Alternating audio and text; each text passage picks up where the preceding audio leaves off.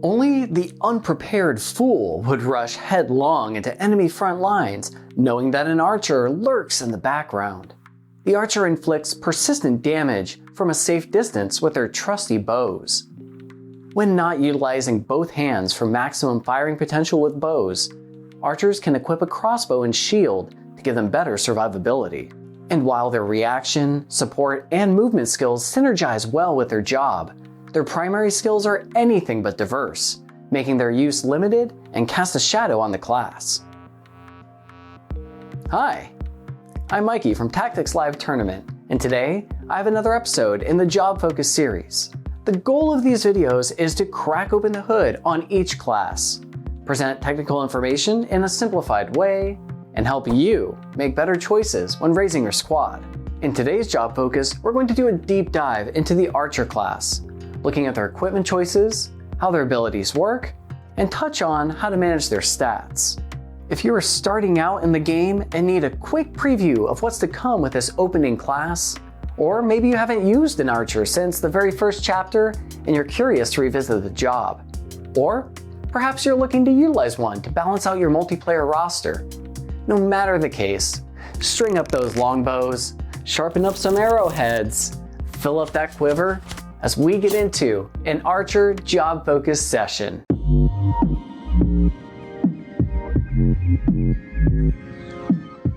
Ascending to great heights in order to rain destruction down on your enemies, carefree and protected by their friends, is the way of the effective archer. Like magic-wielding casters, the archer's range is their best weapon and a source of vulnerability, so great care must be taken to ensure they won't suffer extra damage from reckless positioning. Archers' equipment choices do give them a better chance at survival than mages, though you will need to strike a balance between your PA and speed, as you will benefit from boosting both. Their weapons are unique to their job and worthy of consideration beyond the early missions when archers become available, able to pepper weak enemy units with high damaging physical attacks, or soften heavier targets with ensured accuracy. To unlock the archer, you will need a level 2 squire. As one of the first jobs you unlock, it is also the first fork in the road to how you want to develop your unit. Let's take a closer look now at how leveling an archer will help us further down the line and what we can do with them in the meantime.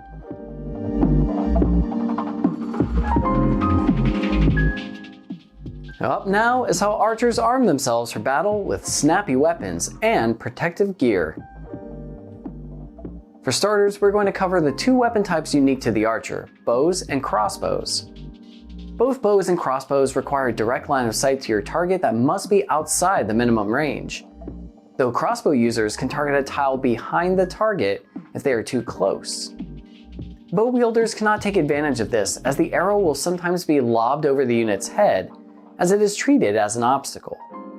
The damage formula for bows is the average of your speed and PA multiplied by your weapon power. Bows have a special range between 3 and 5 tiles that can change depending on the height difference between your archer and the target. The formula for maximum range is 5 plus the difference in height divided by 2.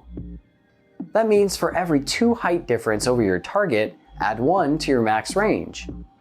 Keep in mind, the opposite is true too. Crossbow damage formula is your PA multiplied by weapon power.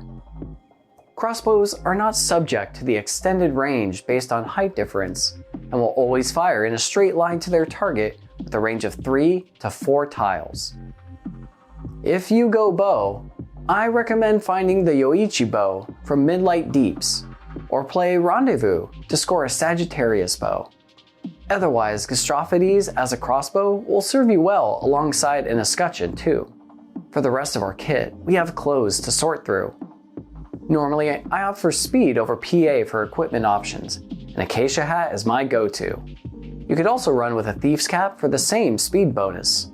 For your armor, I highly suggest ninja gear for the initial invisibility and speed bonus. If you are thinking you need some added survivability, then I suggest Brave Suit for the regen and re-raise. Mirage Vest can also be a good item to don for +1 speed. For your accessory, it can be a bit of a toss-up between extra speed with items like Brigand's Gloves, or extra punch with bracer. For female archers, I would go with Tainar Rouge for PA and haste buffs.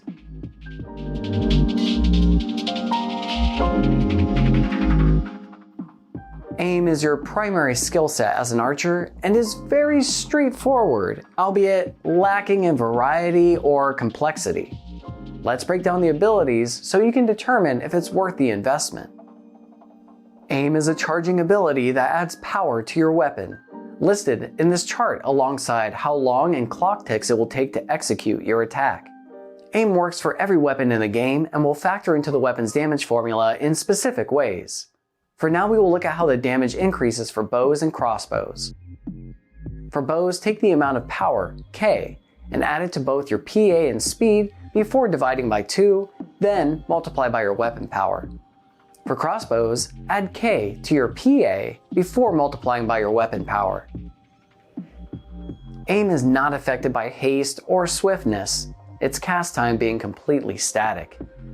This is further complicated by aim not being able to follow the target if it moves before the action executes, and will cancel the charge and forfeit the attack if the archer moves before then as well. Lacking the benefits of being able to select a target to aim at and move away like magic users severely hampers this unit's flexibility and survivability, as being in a charging state prevents the use of any evasion from equipment.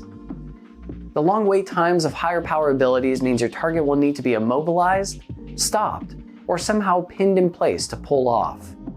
Moving on to reaction abilities, with 2 to choose from. Archer's Bane is considered a Shirahadori type ability, activated by bow and crossbow attacks only, and determines your additional evasion by your bravery. The higher, the better. Adrenaline Rush increases your speed by 1 whenever you lose HP. If you have a way to sustain yourself or have a high HP pool, this ability can begin to snowball the longer the battle lasts, though most archers will want to stay out of harm's way. Let's see what we have for support skills. We have Equip Crossbows, so you can take ranged physical attacks to other classes.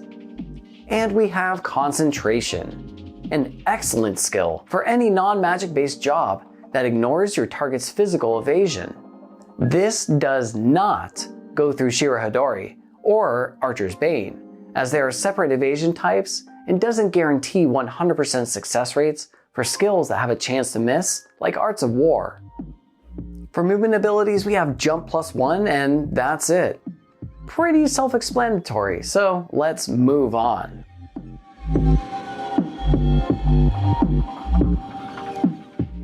Time to look at what we can expect from our stat line by switching to and leveling with an archer. With 3 move and 3 jump, backed up by 10% class evasion rate, we are looking to keep this unit far from the front lines. While we get a smidge better evasion than a mage, it's nothing to be confident about. For class stats, we keep our HP at 100, a penalty of 65 to our MP, a little boost of 110 to our PA, 80 to our MA, and our speed stays at 100. Looking at the stats that matter, we luckily don't suffer, but we don't get a huge bonus either, so we are feeling a little meh so far. For growth stats, we get decent HP growth, bad MP growth, average PA growth, and standard MA and speed growth. Looking at this job from this perspective does make learning all those aim abilities less intriguing, as other jobs offer better stats and skills at this point in your adventure.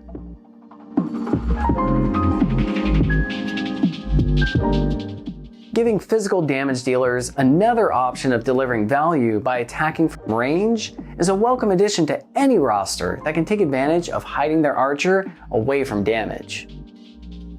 Bows are double-handed weapons and have a minimum range of 3, an extendable and contractible max range that depends on the height difference between you and your target, and can arc over obstacles.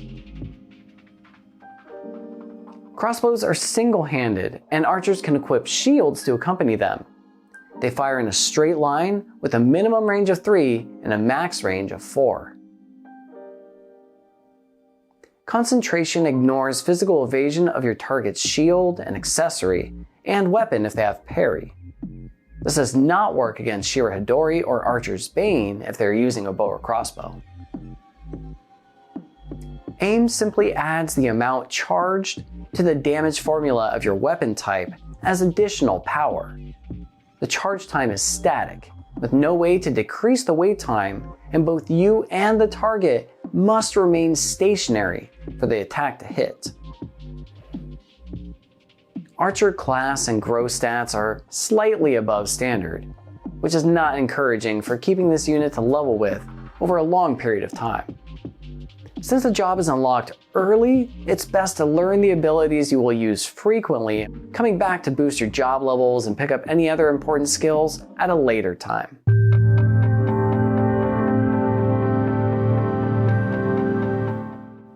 This concludes this episode of the Job Focus series with the Archer.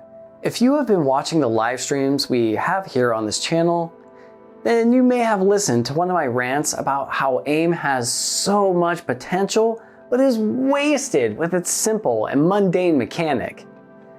Well, I did my best to hide that contempt and bring you the information on this early game job as bias-free as possible, and I hope it worked. I do actually enjoy having an archer in my squad for late game, often just using them as consistent damage dealers, tucked away in the corner, hasted, and free to fling arrows all over the map. If you enjoyed today's completely neutral episode on the Archer, make sure to hit the like button.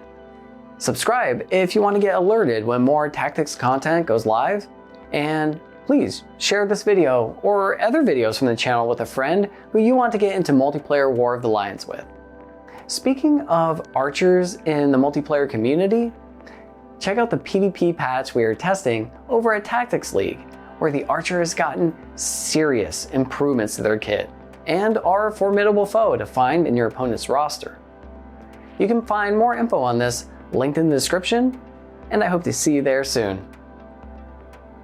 This is Mikey from Tactics Live Tournament signing off. I will see you in the next video. And until then, be well, everyone.